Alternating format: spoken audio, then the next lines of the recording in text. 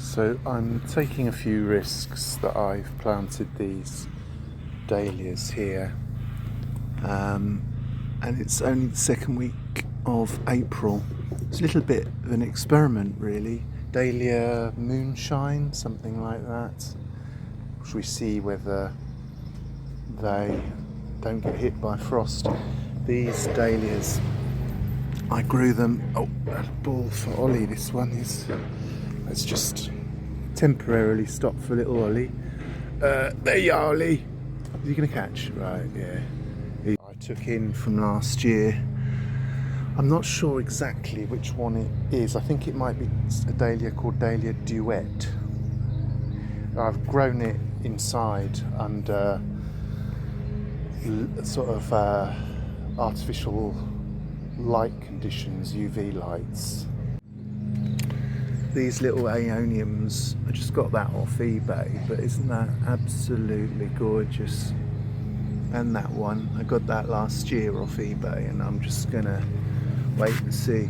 This is my monkey puzzle tree. Isn't that supposed to be like the fastest growing tree? But it's absolutely tiny. I got like a big collection of dahlias down here. Not dahlias, lilies. Oh, lilies. And then there's the Jabea chilensis. A room down there. Oh, this is my Butiagris.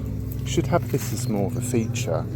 Thinking maybe I might cut back this laurel, the Portuguese laurel. Might cut that back a bit so you can see that better. Everything else is really coming along a treat.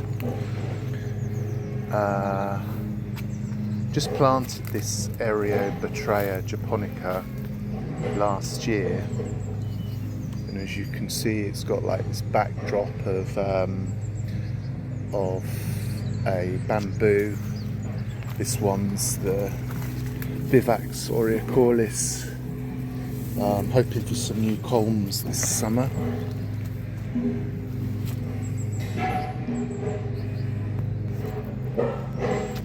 As we go round on this warm summer day, tell you about a few things. I've got the Fatsia japonica spider's web here. I've seen that a lot of people put them in groups, so I've got Fatsia camouflage here. This seems to have been eaten by something. Anyone know what that might be? You can always post on the YouTube. This is the variegata one, so it's got like 3 different ones all together.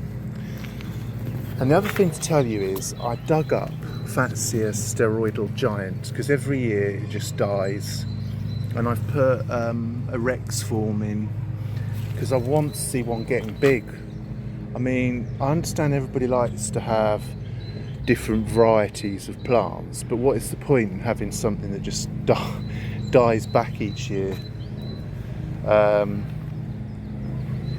the story behind this musa is I've grown it inside, and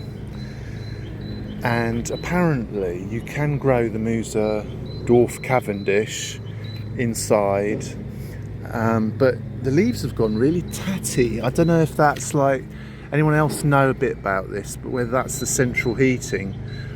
I've seen some people say, oh, that's just the way bananas are, but look at this. I mean, it's not been hit by wind because it's been inside. I've only just brought it out, and then, I mean, the idea behind it is that pot will be hidden by this Cirsium rivulari will kind of grow up and hide that pot a bit.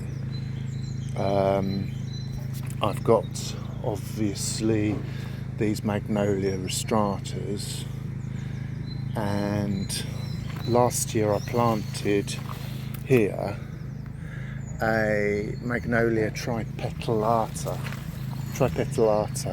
and I divided up 3 miscanthus which are here. And I put a backdrop of this blue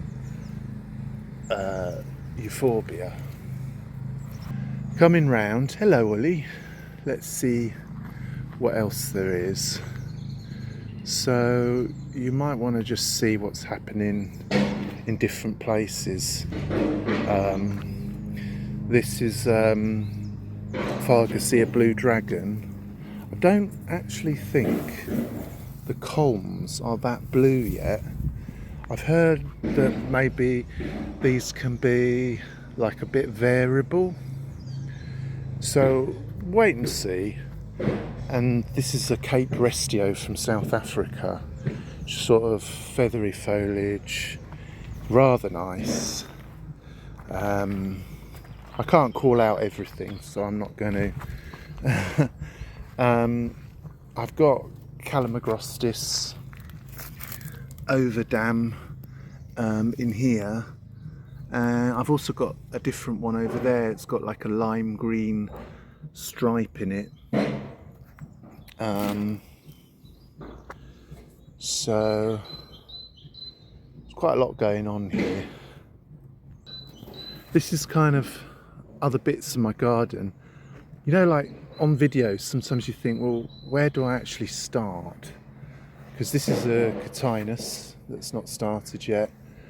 I've been stripping the lower leaves of this cordyline. I think that makes it look a lot better.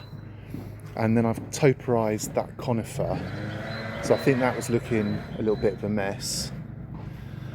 I told some people that my dovecote fell over. For the moment, I've put it there. I might throw it away, but I don't know if I can turn it into a potential garden feature.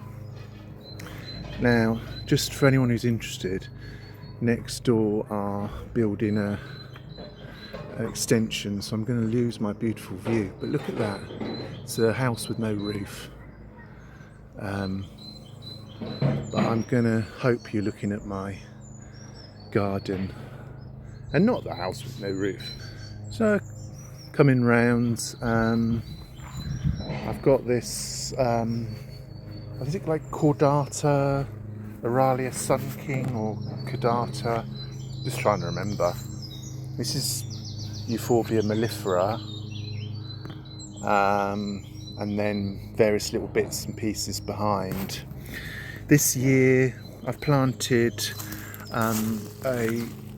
it looks insignificant, but that's bamboo gigantea Collu, Bambusa Collu gigantea. I think that's what it's called. As we come round, nice, isn't it, to see like the hostas. The hostas are coming up now, aren't they? So I've got like this area surrounding the Buddha is all surrounded with hostas. And as we come in here, it looks a little bit more messy, but down there I've planted a little Schefflera, and obviously you've got Mahonias and stuff down there. Another Schefflera Taiwaniana there. I grow this in a pot because it goes everywhere if you don't contain it. Sasa Bamboo Vici.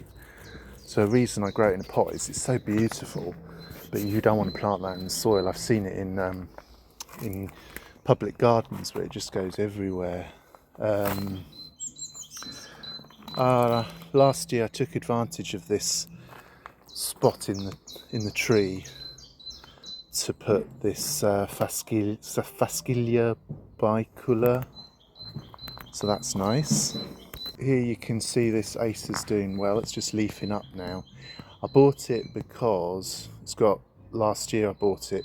It's got really feathery foliage. You can see the name of it, Acer palmatum Koto no Aito. And another Acer. I just love this. I love the April, Japanese maples, fantastic. I find this beautiful. Can anyone else tell me if they also enjoy that, or whether it's just me? I got at the back, I've got some more Scheffleras. You won't see them because they're so tiny. You only seem to be, look at that. There you go, I prove you it's there, Schefflera taiwaniana. I'm hoping that spot will work. This obviously is starting to leaf out nicely. Acer Shinda Shoju. This is a Acer Nagunda Flamingo. Then planted some little Formium offcuts here. They look a bit rubbish at the moment. Let's hope that they look nice later on. This is my new border where the dovecote used to be. I've got various plants here, like I've got a little Euphorbia John Phillips, which is tiny, but you've seen the big one in my garden. A Pilea. What else have we got? The Fascicula bicolor. These are from Edulis. These are the Bomeria Subaldiani. A Schefflera alpina, and I'm going to get one for the other side, because what you need to do with these things, I think, is when you've got circle like this, what you want to do is you want to have symmetry on either side. So like, say you got that Formium on the left that's red. I've planted a smaller one on the right, which was an offcut, but it's not taken over yet.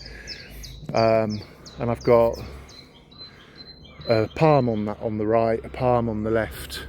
So that's the palm there. Then you've got a palm there. So it's kind of creating a symmetry in nature that I think that everything you do is kind of trying to do that. Differences in texture, right? I've got the Musa Basju here. This is Fargasia Demessa Jerry, and then as I say, Musa Basju. We've got some interesting differences in texture. This is like a little conifer, but I've forgotten the name of it. And this, I love this evergreen fern.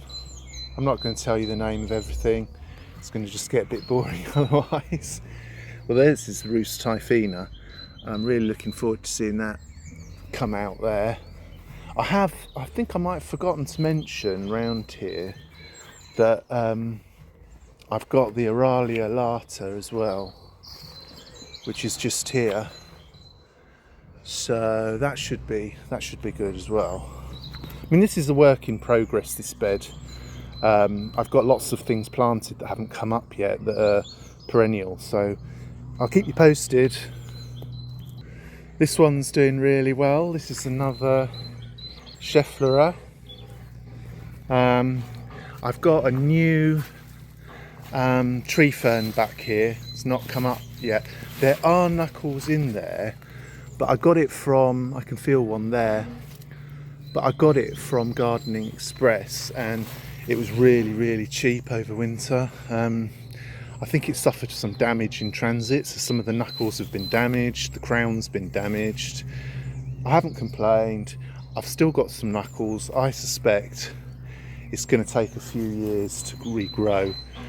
You might see I've got a bamboo in a pot. Again, it's because I love that bamboo, but because, you know, for a shady spot you've got that variegation. But if you plant it in the ground, it grows like the clappers, is what we say in the UK, for those people who are not British viewers. Grows like the clappers means it grows very quickly. Now, this is my little front bit. Again, I'm trying to do the whole symmetry thing. You can notice the focal point is kind of the Buddha with the tree behind it, flanked by the two pots, flanked by 2 hydrangeas either side, which are just beginning to leaf out. Just to show you what I'm talking about. That's a hydrangea limelight, or pinky winky. I love things like this grass because it's so good. Again, we're in partial shade, so it's really that colour green, or to be fancy and say the French word chartreuse. We say it's chartreuse. Really stands out. Perhaps I should have some more of it. And I've been today watering this lovely tree fern as well, because it's just getting really dry. Really pleased to see things coming out. Sometimes I think for people who are on my channel, I hope that I'm able to do a reasonable job in capturing my garden. I try to capture the different elements that I've put together. For example, these logs. This cat is to commemorate my cat Peter that died. And I've put these different logs here. These are just little bits of decoration on top of the logs. And then we've got a lot of different exotic looking elements. Remember, I am in England, in Leeds, where we get extremely cold winters sometimes. This winter's been really, really mild though. Look at this, guys and girls. This is beautiful, beautiful Trachycarpus, and it really is starting to grow really well. These are amazing Japanese umbrella pines. I saw the other day that Jungle George has got one. I wonder if he got that from my garden, that idea. Well, you know, I'll take some credit where I come. I'll tell you though, I'm just here to share my garden because I love it. So I'll pass on some passion for you. Look at this. I think it's like called frosted curls or tiny curls, and all these colours together. I've showed it before. Pseudopanax, crassifolius, formium, that variegated flaccid yucca at the bottom. Lots and lots and lots of different plants, including palm trees here, feather palms, Boutia odorata. I just planted this yucca, which is Yucca faxoniana. It is quite close to the edge of the wall, the patio, but when I've seen them get big, they seem to develop a trunk. And for my dog, I've cut the ends off here so he doesn't get hurt. When it grows bigger, I might, hopefully it'll develop a trunk. It won't hopefully cause a problem to people on the patio below. There is a 3-foot drop to that patio, so it's already raised up anyway. I had some losses down here. This Aloe stritula is the only one that survived winter out of 4, which is a bit of a shame. I've got lots of herbaceous stuff here, like crocosmias, miscanthus. I love this stuff. It has a thalictrum. It's the tall one called Erin, which is massive. It's really an incredible thing, and it is so beautiful, airy, feathery, just a really nice thing. And this is going to come up soon, I can see. That again is a tall biennial that looks amazing. I'll just have to show it to you when it all comes out. just to say, guys and girls as well, I have been spraying the patio to get the patio to look nice, because you know, when you have shade it can be a little bit of an issue. These Astelia Silver Shadows are stunning, they really are. This is a bit of an area, non-tropical but beautiful. It will have a lot of roses, so it has got a lot of roses, but I mean it will have roses which are in flower in a couple of months' time. Some clematis climbing up here, some hydrangeas there. It's all designed by myself, and this is kind of the edge of it where you've got another quite exotic looking area. And I've planted some Schefflers up there, but they're tiny at the moment, so you can't even see them. I have been cutting the bottom leaves off this trunk here so that I can appreciate the cordyline there. Notice as well, if I come up, I've got some things here that are going to come into flower. I've already got the camellias here in flower, and azaleas. I absolutely love this time of year. Well, thank you for watching, and I'll see you again soon.